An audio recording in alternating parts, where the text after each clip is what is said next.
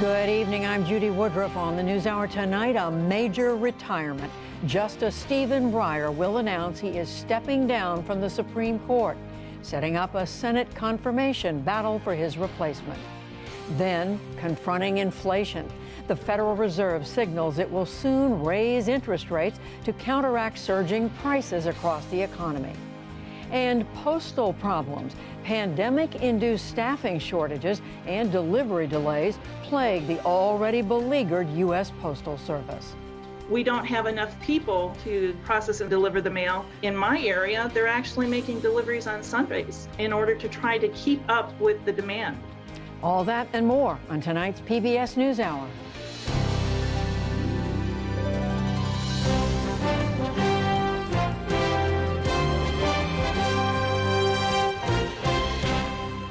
Major funding for the PBS NewsHour has been provided by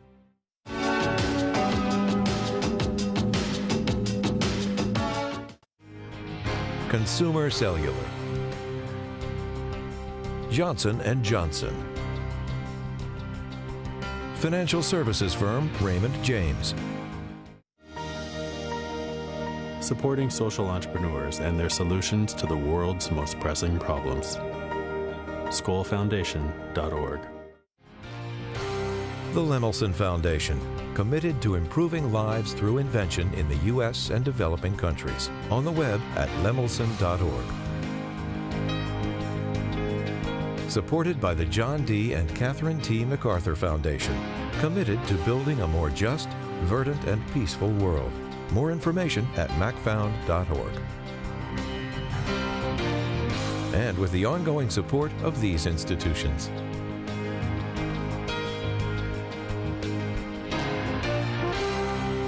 This program was made possible by the Corporation for Public Broadcasting and by contributions to your PBS station from viewers like you. Thank you. This is a day of three major news developments, from word of Justice Stephen Breyer's plan to retire from the U.S. Supreme Court to coming interest rate hikes and a NATO rebuff of Russia. But first, the Breyer news and questions about who will succeed him. President Biden said today that he will wait for Breyer's formal announcement. Senate Majority Leader Chuck Schumer cited the president's past words. During the campaign, President Biden stated that he would choose a black woman as his choice for the Supreme Court, and I expect he'll follow through on that. In the Senate, we want to be deliberate, we want to move quickly, we want to get this done as soon as possible. Senate Minority Leader Mitch McConnell said it's too soon to comment. He said Republicans will respond once there's a nominee. But first, Breyer still has to make his retirement official. That could come as soon as tomorrow. John Yang looks back now at his long career. For 27 years, Justice Stephen Breyer has been a moderate liberal on a Supreme Court that has moved increasingly to the right. Judge Stephen Breyer. Nominated by President Bill Clinton in 1994, he sits on a court with a solid conservative majority, secured by 3 selections by President Donald Trump. The most senior of the 3 remaining justices appointed by Democratic presidents, he defends positions he has long championed, like abortion rights. In oral arguments last December, he quoted an earlier decision to say that the landmark ruling Roe v. Wade should not be overturned. To overrule under fire in the absence of the most compelling reason to re-examine a watershed decision would subvert the court's legitimacy beyond any serious question. And gun control, here in the 2008 case that led to the precedent-setting ruling that the Second Amendment protects an individual's right to keep a gun in the home. Breyer was in the minority. Why isn't a ban on handguns, while allowing the use of rifles and muskets, a reasonable or a proportionate response on behalf of the District of Columbia? Breyer also argues that the death penalty is unconstitutional. Here he is in 2015 on Boston PBS station GBH. The way it's administered, I said, is sufficiently arbitrary, cruel, unusual now that we should reconsider the matter. Through it all, he's interpreted the law by looking at its everyday effects on people. In a virtual talk for the National Constitution Center last year, he described his approach. When you have a statute, and the statute has some words in it, and these words can be interpreted in 2 or 3 different ways, and the issue is how to interpret them. What do they mean? And you look at the history, and you look at the purposes, and you look at the consequences too, and you'll try to evaluate them. He also seeks common ground in cases of competing rights, what he's called the play in the joints. Here's Breyer in 2011 speaking at the Kansas City Public Library. That many of our cases, the most difficult ones, are not about right versus wrong. They are about right versus right. In oral arguments, his questions are marked by humor, spirited give and take with lawyers, and often whimsical hypotheticals, like this one from a 2000 case about whether trademark law prohibits knockoffs. I mean, you could have a weird situation. Imagine you made a hairbrush in the shape of a grape. Those characteristics were also on display in a series of appearances with conservative icon Justice Antonin Scalia before his 2016 death. We're making progress. I mean, he had unbridled optimism. Federal Judge Vince Chabria, a former Breyer clerk. When I was clerking for him, he was of the view that he would be able to convince Justice Scalia that the death penalty was unconstitutional. Former clerks like Chabria remember Breyer as a considerate, though sometimes absent-minded boss. There was one time he walked into the clerk's office and he started talking about a case. And he said, okay, I'd like you guys to research this and that. And then the judicial assistant looked up and said, Justice, none of your clerks are in the room right now. They're all outside having lunch. And he said, oh, okay. And he came out and he joined us and sat down with us to talk about the cases. But I want to emphasize that, when it came to writing opinions, you didn't see the absent-minded professor quality in the opinions he wrote, because he was always so careful to make sure that his opinions were widely accessible. And they remember his commitment to diversity. When you go to his law clerk reunions now, you see a group of people in the room that looks a lot like America. Plenty of women, plenty of black and brown faces. Justice Breyer has launched all of those people to the highest levels, and that's a contribution, a diversity-related contribution that will last far longer than his time on the bench. Former clerk Risa Goluboff, dean of the University of Virginia Law School, says part of his legacy is his humanity. One time I brought my little children, my nieces, my brother, my sister-in-law to meet him and to go on a tour of the court. And my son at the time was about 4 or 5 years old, and he immediately climbed under Justice Breyer's coffee table, which is not what you want to happen when you bring your family to the chambers. And Justice Breyer just sat down on his couch, and he, for some reason, had a children's book sitting on his coffee table, and he opened it up and he just started reading it.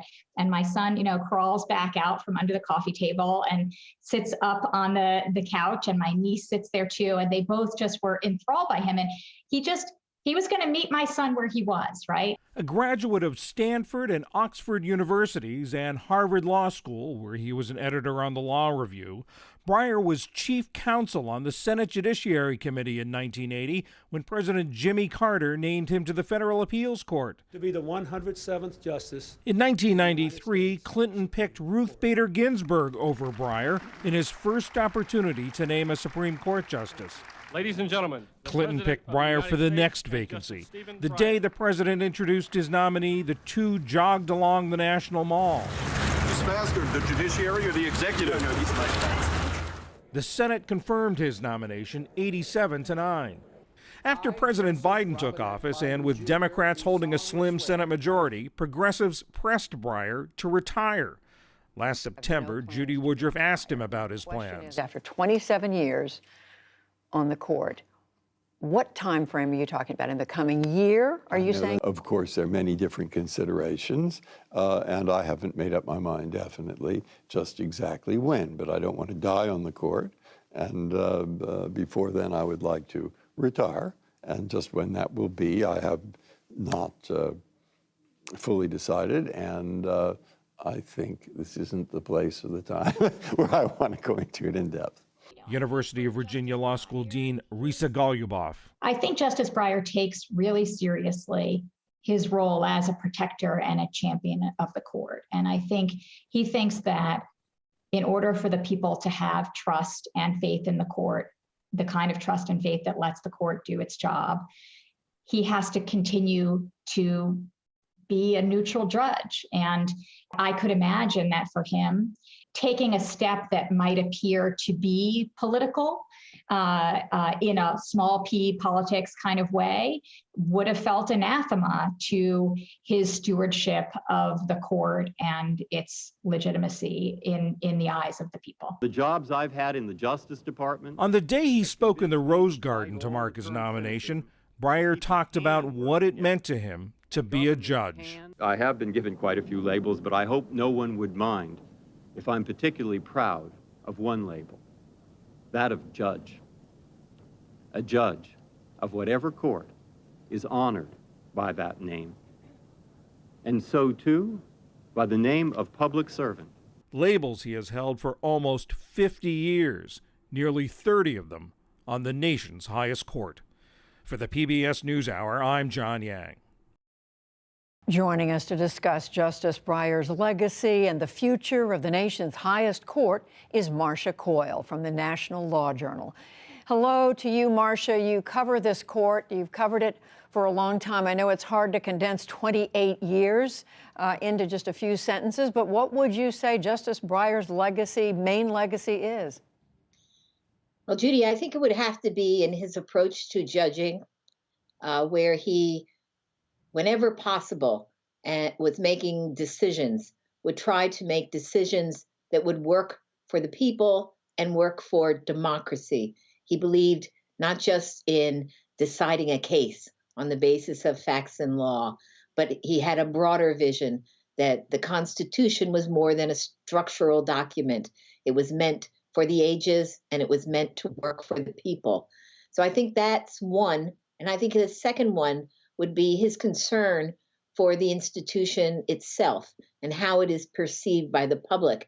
And as you know, because I know you've spoken with him, that he has recently been concerned about the perception of the court in the eyes of the public and what reforms might do to the court, as well as whether the court would be perceived as a partisan body because of certain decisions that it might make, some of which could come this very term. And in connection with that, he has made a point of speaking about how the court is not driven by partisan concerns. And yet, Marcia, the last time I interviewed him in September of 2021, there was a lot of speculation then about whether and when he might retire. I asked him about the effect that it might have on his decision which party was in power. Here's just a quick excerpt of that conversation. Justice Breyer, do you think it makes a difference when you step down, whether there's not only a Democrat in the White House, but a Democratic majority in the Senate? Yeah, probably. I don't know for sure. No one ever knows. And to what extent you take that kind of thing into account, it's a personal decision. Justice Scalia, Justice Rehnquist have said you do take that kind of thing into account. Others have been more reluctant to do it. So it's in the mix. So, Marcia, what would you say is the main reason he's doing this right now? I'm not sure, knowing him, that he was really ready to go wholeheartedly, because I think he truly loves the job and loves the challenges. But, he's 83. He is alert, active, involved in many different things. So probably that also was in the mix, that there are other things he wants to do, as well as his family. He has a number of grandchildren, and perhaps he wants to spend more time with them. What does the court lose with his departure? I think they lose somebody who truly tried to be a consensus maker, someone who, as he once told me, listens very hard when the justices talk in their private conferences for what he called the play in the joints. Was there some room there to bring them together or closer together? And there was one term, the term in which Justice Scalia died, in which he and three other justices formed this group that worked very hard to find consensus, and were successful in achieving narrow decisions that brought the court together. So I think they lose that very much. And they lose someone who brought humor to the bench.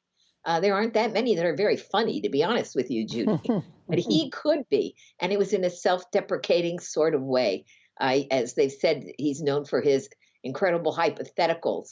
I remember one that he gave to an advocate named Canon Shanmugam, that after the hypothetical was written up in the transcript, it ran for 3 pages. And I'm sure Shanmugam had to bite his lip to say at the end to the justice, could you repeat that question? So that's going to be missed as well.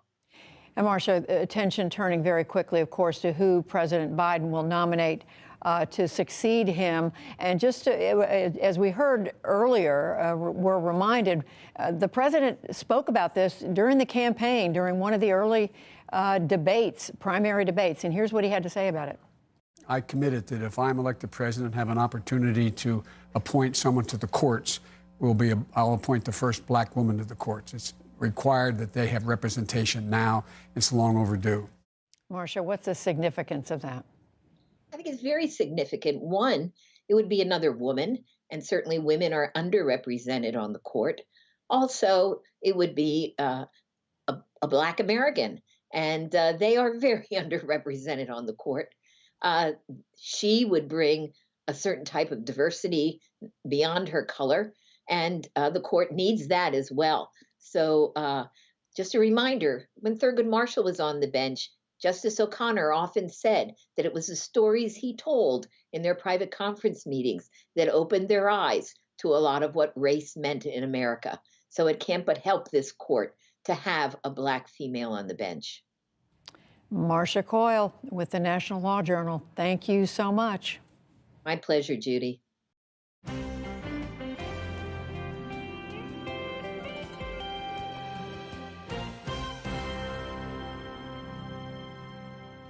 In the day's other news, the Federal Reserve is ready to ratchet up interest rates in a bid to beat back inflation. The central bank reaffirmed that stance today, and it signaled that the first in a series of rate hikes could come in March. We'll get details after the news summary. Wall Street rallied for much of the day and then gave it all back as the Fed acknowledged that inflation is still getting worse. The Dow Jones Industrial Average lost 129 points to close at 34,168. The Nasdaq rose about 3 points. The S&P 500 slipped 6. The U.S. and NATO have rejected Russian security demands amid Moscow's troop buildup along Ukraine's border. The formal responses came today in official letters. U.S. Secretary of State Antony Blinken said there will be no concessions regarding Ukraine. We'll return to this later in the program. The Secretary General of the United Nations sounded a dire warning today about Afghanistan. Antonio Guterres told the UN Security Council that millions of Afghans face extreme hunger in the dead of winter. 6 months after the takeover by the Taliban, Afghanistan is hanging by a thread. For Afghans, daily life has become a frozen hell. We need to jumpstart Afghanistan's economy through increased liquidity. We must pull the economy back from the brink. Most foreign aid to Afghanistan dried up after the Taliban took control in August. Guterres appealed today for action to free up $1.2 billion in World Bank funds. In northeastern Syria, Kurdish-led forces backed by U.S. coalition airstrikes have retaken a prison. They had battled Islamic State fighters who attacked the prison last week. Kurdish officials said the militants had used child detainees as human shields. This was the biggest ISIS attack since 2019. New COVID-19 infections reached 21 million worldwide last week, the most since the pandemic began. The World Health Organization reported the new data today. It also said that the global rate of increase in infections is slowing. Back in this country, the search is still on for 38 migrants believed missing off of Florida's Atlantic coast after their boat capsized. On Tuesday, authorities found a lone survivor. He said a storm swamped their boat as they tried to cross from the Bahamas on Saturday night. Later, the Coast Guard found one body, and officials said today time is growing short. It is dire. the longer they remain in the water without food, without water, exposed to the marine environment, the sun, the sea conditions, it is every moment that passes, it becomes much more dire and unlikely that anyone could survive in those conditions. Federal agents are treating the incident as possible human smuggling. They opened a criminal investigation today. A Texas man is now charged with selling the gun used in a hostage standoff at a Dallas area synagogue. A British man held 4 people for 10 hours earlier this month. They finally escaped, and he was shot and killed by the FBI. The alleged seller is accused of possession of a firearm by a felon. And the city of San Jose, California, has adopted the nation's first law to make gun owners carry liability insurance. The city council overwhelmingly approved the ordinance last night. Gun owners say that it would violate their Second Amendment rights, and they sued today in federal court. Still to come on the NewsHour, what the United States' latest response to Russia's military buildup means for Ukraine. The Postal Service struggles with staffing shortages and delivery delays. A children's book author connects Holocaust history to the present, plus much more. This is the PBS NewsHour from WETA Studios in Washington and in the West from the Walter Cronkite School of Journalism at Arizona State University. The Federal Reserve is shifting its approach to the economy and to monetary policy. It is a major change after many months of holding interest rates at near zero levels. And given the pandemic, it is not without its own risks. But as Lisa Desjardins reports, the Fed chairman said the state of the economy required changing course. Good afternoon. From the Fed chair today, a clear message: the central bank hopes to clamp down on inflation with an interest rate hike in a matter of weeks. The committee is of a mind to raise the federal funds rate at the March meeting. Fed Chief Jerome Powell is signaling what would be the first Fed interest rate increase in 3 years and the potential for more in future months. This as rising inflation weaves into daily American life, with costs up in gas stations and grocery stores. In December, prices were up 7% over the previous year.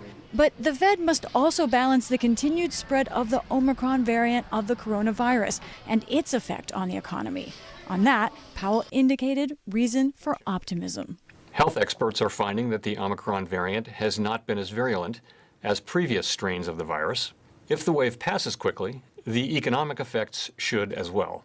Powell noted that unemployment is low overall, 3.9%, arguing the job market can handle a shift from the Fed.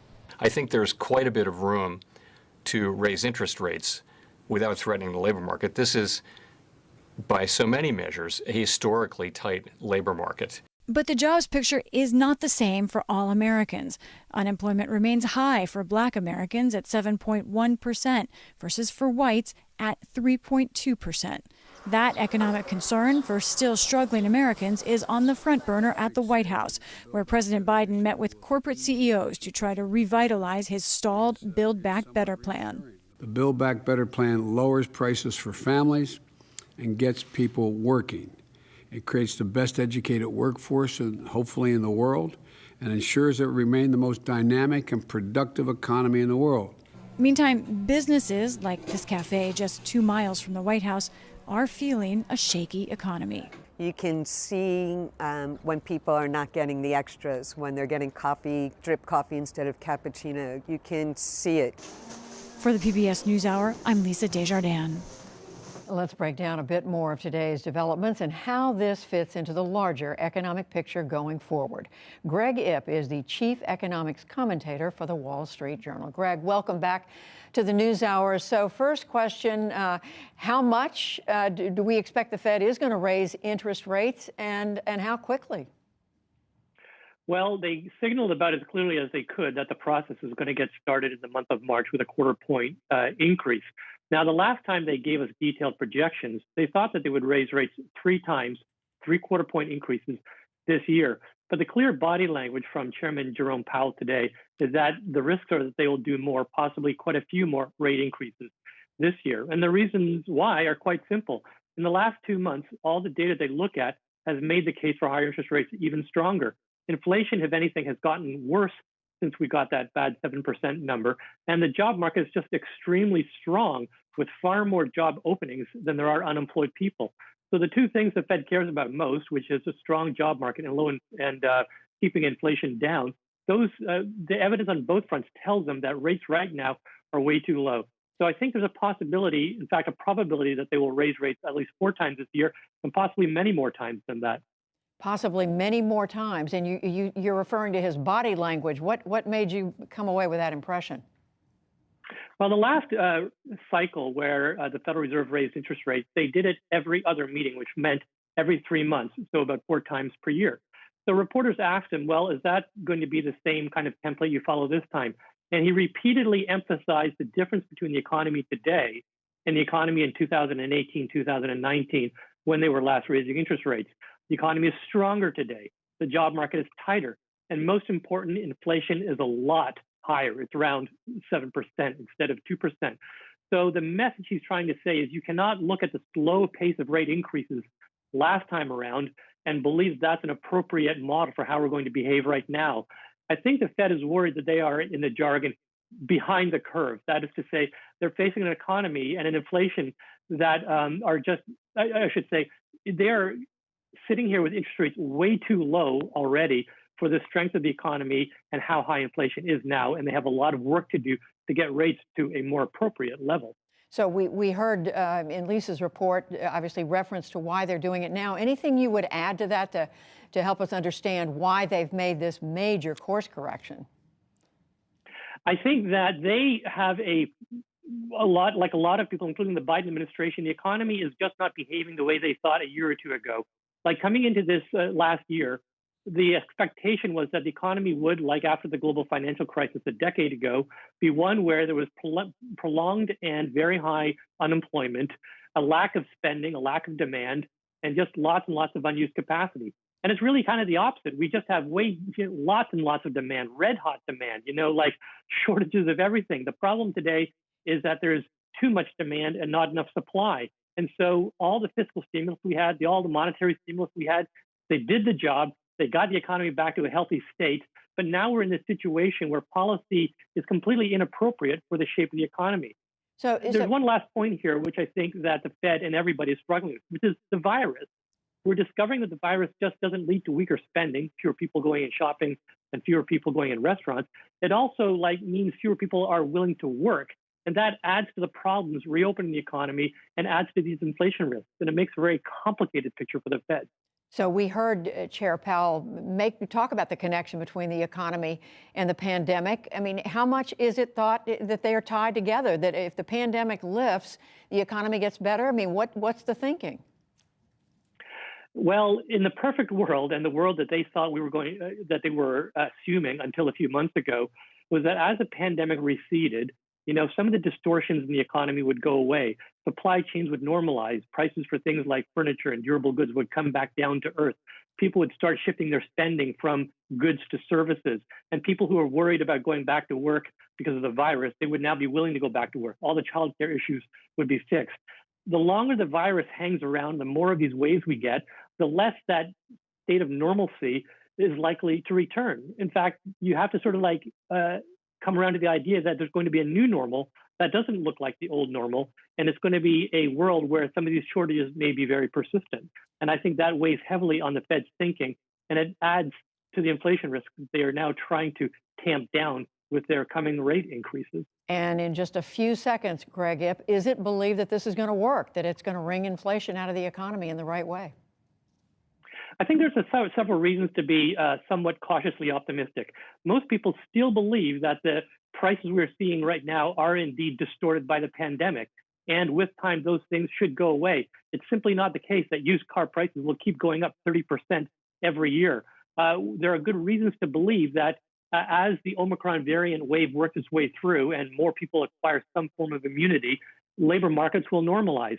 The other thing that's happening is we're not going to get another $2 trillion stimulus program from the federal government this year like we did a year ago. So just the absence of that fiscal push means that demand is going to cool off a little bit, and that will provide some scope for inflation to return to normal. But I would emphasize that there's just enormous uncertainty about that. And that's one reason you see markets behaving in such a volatile way. Enormous uncertainty. Greg Ip with the Wall Street Journal, we thank you. All right, thank you.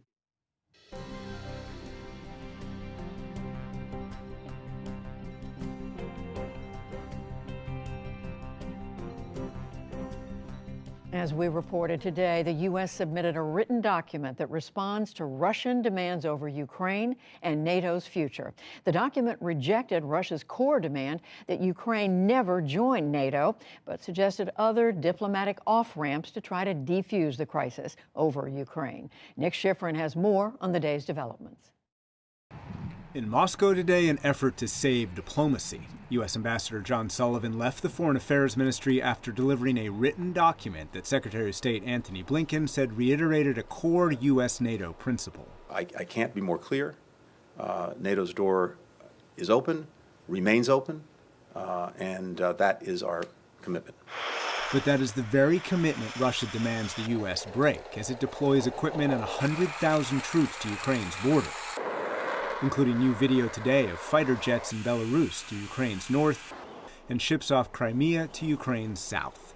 Back in December, Russia demanded that NATO close its open door to other European countries, including Ukraine, and roll back all its forces and weapons in Europe to 1997 levels. Giving in to that demand would rewrite decades of U.S. and NATO policy and the map. In 1949, NATO's eastern border was Italy. By 1997, it had added 4 more countries for a total of 16. Since then, in 5 rounds of expansion, it's grown to 30 countries, including those on Russia's border. In 2008, NATO said Ukraine and Georgia would become future members. There is no change. There will be no change. But what the U.S. is offering, mutual limits on Eastern European exercises like these in Poland and missile deployments by reviving the defunct Intermediate Nuclear Forces Treaty, or INF, that banned an entire class of nuclear weapons. We also do lay out areas where we believe that together we could actually advance security for everyone, including for Russia. The placement of offensive missile systems in Ukraine, military exercises and maneuvers in Europe, potential arms control measures, greater transparency. But even before Blinken spoke, Foreign Minister Sergei Lavrov suggested it wasn't good enough. If there is no constructive answer, and if the West continues its aggressive course, Moscow, as President Putin has repeatedly said, will take the necessary retaliatory measures. The U.S. and NATO are also trying to deter war by reinforcing NATO's eastern flank with European jets, European soldiers under NATO command, and as many as 8,500 U.S. troops. NATO Secretary General Jens Stoltenberg. We have plans in place that we can activate, execute on very short notice. So what we have done over the last weeks is to increase readiness. To reassure allies, the administration is working to replace Russian natural gas that Europe relies on in case Russia cuts exports. But the U.S. admits that ultimately, whether diplomacy lives another day will be decided by Vladimir Putin. The document is with them, and the ball is in their court. For more on the confrontation with Russia and where things stand diplomatically, we turn to Richard Haass, president of the Council on Foreign Relations, who's held a number of foreign policy positions at the State Department and on the national security staff during Republican administrations. Richard Haass, welcome back to the NewsHour. So the U.S. has sent its written responses today. Why is the Biden administration rejecting Russia's key public demands? Well, Article 10 of the NATO alliance talks about the openness of the alliance for other members. And we can't be in a situation where Russia can essentially determine who gets to be a NATO member or not. That's the province of the alliance. That's in the sovereign decision-making right of the United States and its 29 allies. So it's simply, and to say one other thing, Nick, Russians know that. What we don't know is whether their positions represent an opening bid from which they're prepared to negotiate and compromise, or whether this is essentially setting up diplomacy to fail. So those negotiations or those compromises that the U.S. wants to talk about include limiting military exercises in Europe, restricting missile deployments, and new arms control agreements. Is that the right approach, do you think, that the Biden administration is taking? Well, I think it's all fine. And to that, you could probably add negotiations dealing with the Russian presence in eastern Ukraine. the real question, again, is whether it's enough for Mr. Putin. He's manufactured this crisis. He's placed 100,000 troops on the border. For him to walk away, if you will, take the off-ramp, means that he has to think there's enough in it to save face, to talk to his own people, to tell the world that he didn't climb down because he was pressured. So I simply don't know. I don't think any of us know whether this will be enough for him to justify a change in his behavior. Secretary Blinken today stressed allied unity, but as you know, there are differences. Germany, for example, is blocking weapons going to Ukraine and refusing to threaten to cut off the pipeline, Nord Stream 2, in case Russia invades Ukraine. Is NATO really unified? No, but then it wasn't unified during the Cold War either. There were always tensions within the alliance about how to deal with the Soviet Union, about the wisdom of going ahead or not going ahead with various military deployments. So we're seeing similar things now about how to deal with Russia. The Germans are obviously very skittish. Their energy dependency simply adds to it. There's also simply a lot of history here and a lot of geography here. And not surprisingly, in a country, in an alliance of 30 countries, you have a real range of opinions, and that's part of the challenge facing the Biden administration. Putin knows that, and it's one of the reasons he might, I emphasize the word might, think about a scenario where he uses a limited amount of force, because the more limited the scenario, the deeper the cracks are likely to be within NATO.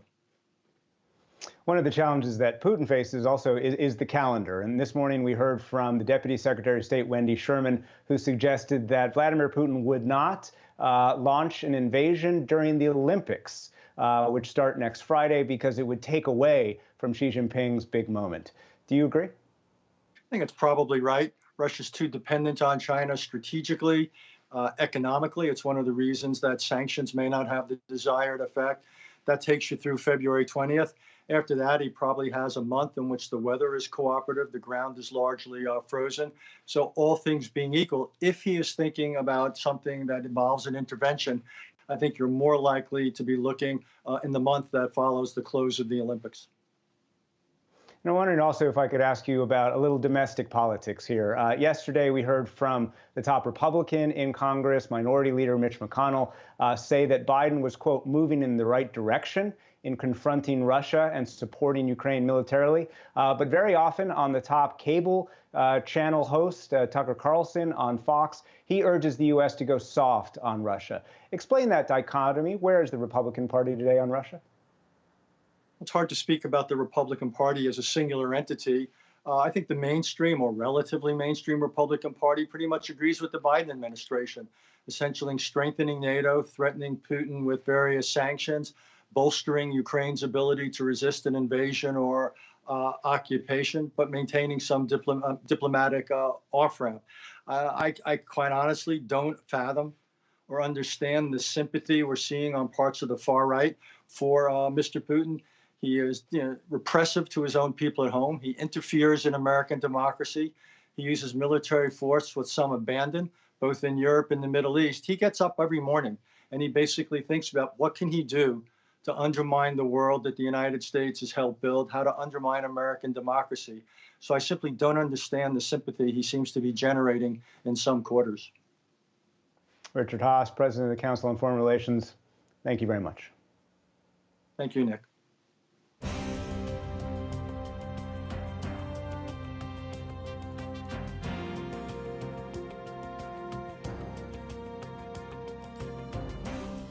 A key part of the Biden administration's plan to distribute free COVID tests depends heavily on the United States Postal Service. White House officials say that effort is going well, with tens of millions of tests now being shipped. But the U.S. Postal Service remains under intense scrutiny for its customer service and delivery, its finances, and how its workforce is dealing with COVID. Jeff Bennett has our report. Diana Wall of Arlington, Virginia, says she went a full week without mail delivery last month. It was terribly frustrating. If I'm mailing checks, let's say for health insurance or things like that, then I begin to wonder, are those being delivered? For me, the medication is life-saving. Paul M. of Atlanta, who asked that we not use his last name, relies on at-home delivery of his medication. In 2021, he says those deliveries through the U.S. Postal Service started taking longer to arrive. Then 1 week in November, he says nothing showed up. That package that I missed, it showed that it was delivered. Showed on the U.S. Postal Service website when the tracking, it showed that it was dropped off at the front office at my apartment complex. It wasn't. He says he missed a week's worth of doses. I had to space out my medication and actually ration it, which isn't good for any medication. Ever since then, I have not received my medication through U.S. Postal Service anymore. He's one of scores of people nationwide who complain to the NewsHour about delivery delays at USPS for everything from medication to bills and birthday cards. The U.S. Postal Service reported that during this past holiday season, it delivered more than 13 billion pieces of mail and packages with an average delivery time of less than 3 days. But reports of delays and frustrated customers are still piling up. We asked postal workers why. Mark Dimmenstein, president of the American Postal Workers Union, says one reason is worker shortages caused by COVID. We have between now 15 and 20,000 people a day who are quarantined, officially quarantined. So that has an impact on service. Since the start of the pandemic, the union tells the NewsHour nearly 200,000 of the roughly 650,000 Postal Service employees have had to quarantine at some point, with more than 90,000 positive cases. Kimberly Carroll, president of the Iowa Postal Workers Union, says she's seen a similar COVID crunch. We don't have enough people to process and deliver the mail. And we're working even more hours. In my area, they're actually making deliveries on Sundays in order to try to keep up with the demand. The Postal Service says it has put in safety measures, including face mask requirements, social distancing inside facilities, and contact tracing protocols to keep workers safe. USPS also told the NewsHour that it's increasing staffing as necessary, and in most cases, it has the resources to ensure on-time delivery. Beyond the pandemic, postal advocates point to a larger overhaul of the independent government agency led by Postmaster General Louis DeJoy as the main reason for the issues. His plan is aimed at fixing long-standing financial problems at the U.S. Postal Service. I would suggest that we are on a death spiral. In early 2021, DeJoy testified before Congress and argued the agency needed dramatic reforms to avoid a financial catastrophe. The 10-year plan unveiled last March, among other things, opens longer first-class mail delivery windows, from 1 to 3 days to 5 days in some cases, reduces post office hours, and raises prices for postage. Our dire financial trajectory, operational and network misalignment to mail trends, outdated pricing, infrastructure underinvestment, inadequate people engagement, and an insufficient growth strategy all demand immediate action. Action that's needed, he says, to avoid $160 billion in losses over the next 10 years. The U.S. Postal Service declined NewsHour's request for an interview with the Postmaster General. Since 2007, the U.S. Postal Service has reported net losses of more than $90 billion, in large part due to a 2006 law that requires it to pre-fund employee health care and pensions. Another factor is the major drop in mail volume, which drives profits. Over the last 20 years, the Postal Service says first-class mail shipments have declined by half. To address this, one part of the 10-year plan shifts emphasis toward shipping packages, which is more profitable. Veteran Postal Service employees, like Kimberly Carroll, say they understand the financial challenges, but are wary of DeJoy's plan and the impact on customers. We're seeing the impact, the change in service standards, the raising of prices, and the changing in our networks. Our customers are not getting the deliveries that they are expecting in the time frame that they are expecting, and they're frustrated because they're paying more for the product. Changes made to postal delivery under DeJoy, who's a major donor to former President Trump, sparked outrage in 2020 when critics blamed him for service slowdowns ahead of the November election. Democrats accused DeJoy of attempting to sabotage the delivery of mail ballots, linking him to the former president's anti-mail-in voting rhetoric. DeJoy denied those allegations. Democrats are now at odds over how to handle DeJoy, who can only be dismissed by the Postal Service Board of Governors. I asked White House Press Secretary Jen Psaki about this recently.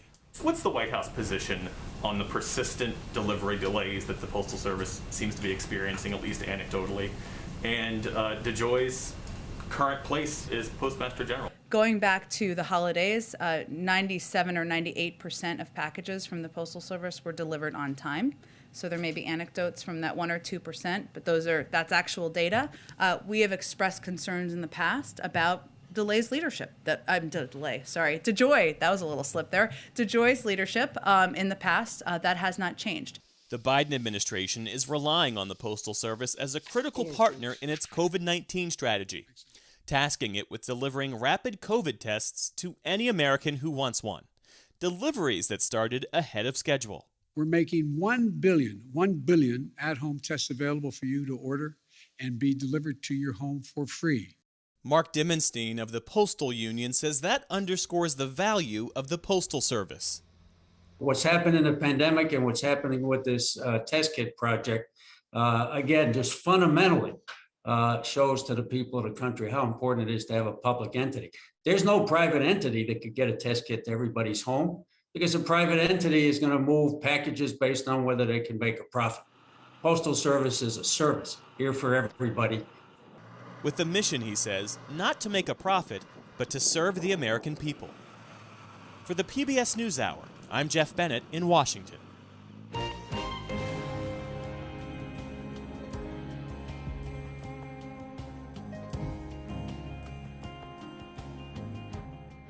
People across Europe, Israel, and the world are preparing to observe International Holocaust Remembrance Day tomorrow, commemorating the millions of European Jews killed by Nazi Germany. The day was created in 2005 by the United Nations to sustain public awareness of the genocide, which studies show has rapidly declined in recent years. Special correspondent Fred de Sam Lazaro shows us one creative attempt to educate younger generations. His story is part of our Arts and Culture series, Canvas. The pen and ink drawings are his trademark, intricate, layered with meaning in thousands of dots. Dots children's book author Peter Seese wants his readers to connect. I have almost like a third language when between the minimal text and the picture I can load in some symbols and things which maybe will make you open the door or try to think about something else. His books have a wide demographic target, young readers to teens. Many are profiles of heroic figures in history. Galileo Galilei, who doesn't give up, and he's a genius. And it was like, the idea was like, children among you, one of you can be Galileo Galilei. So this is my awards storage place. He's won scores of awards, including the so-called MacArthur Genius, for books that include The Wall, about his own coming of age behind the Iron Curtain.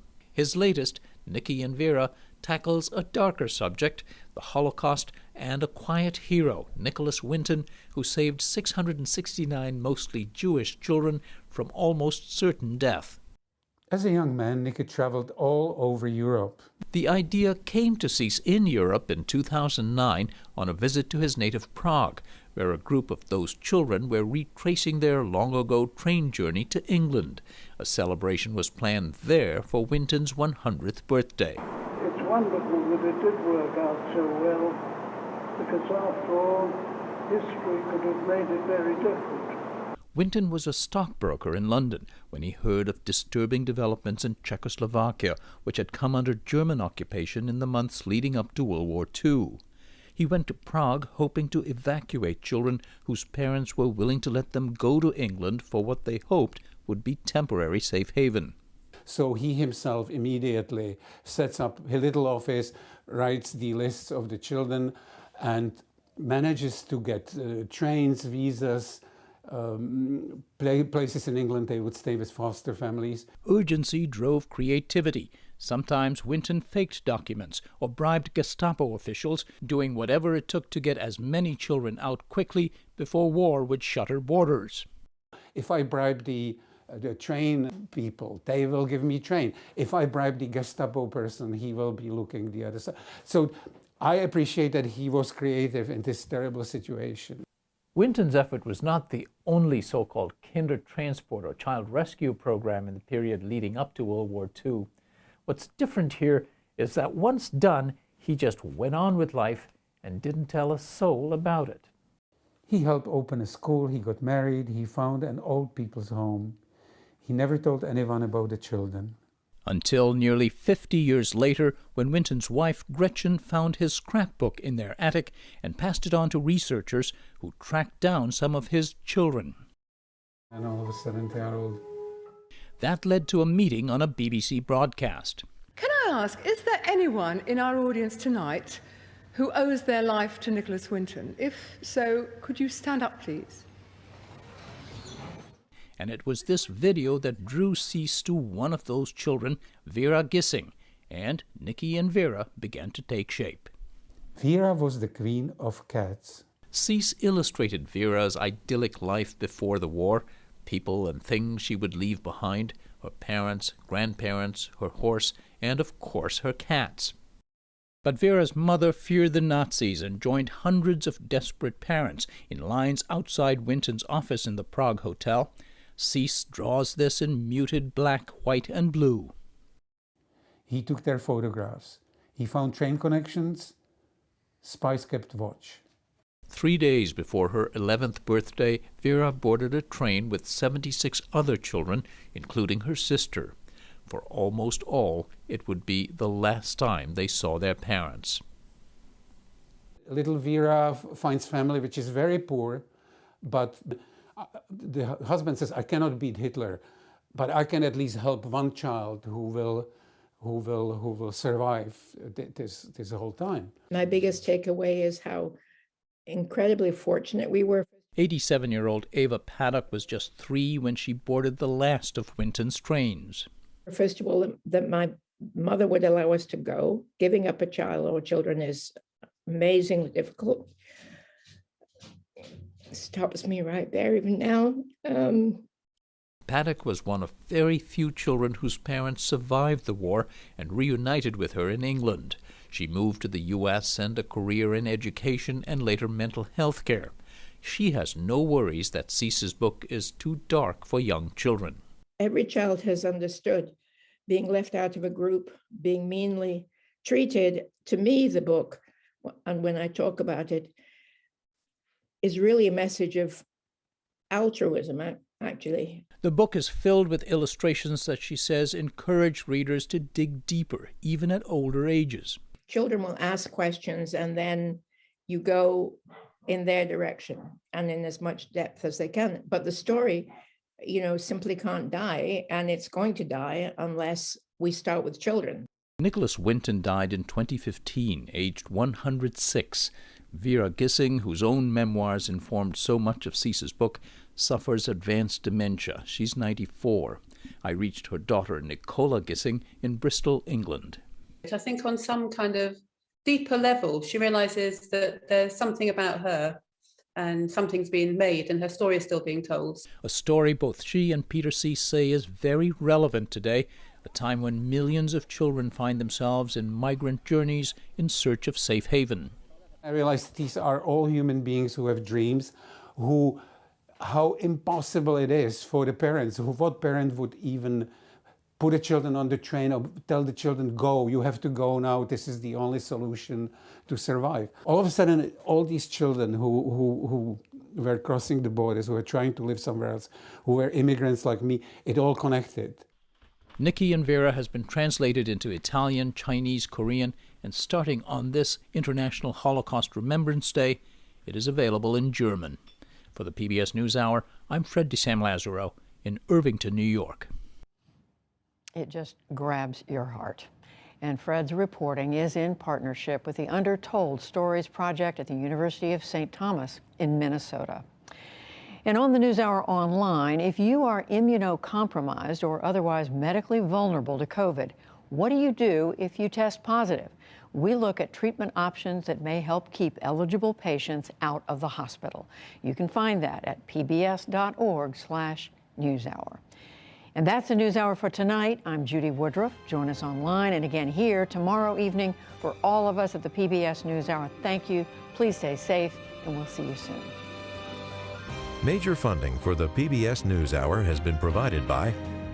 For 25 years, Consumer Cellular's goal has been to provide wireless service that helps people communicate and connect. We offer a variety of no-contract plans, and our U.S.-based customer service team can help find one that fits you. To learn more, visit consumercellular.tv.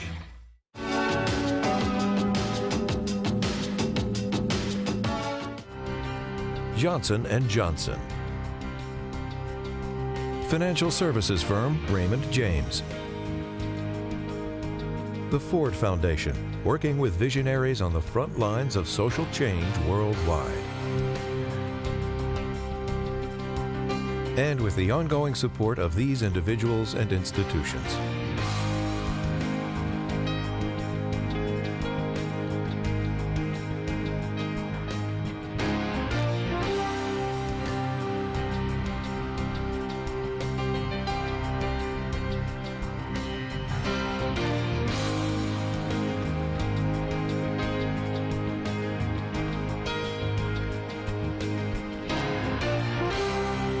This program was made possible by the Corporation for Public Broadcasting and by contributions to your PBS station from viewers like you.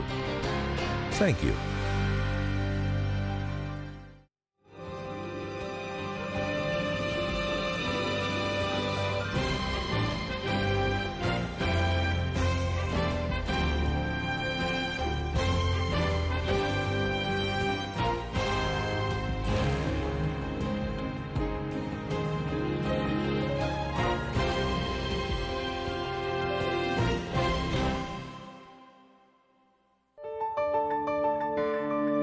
You're watching PBS.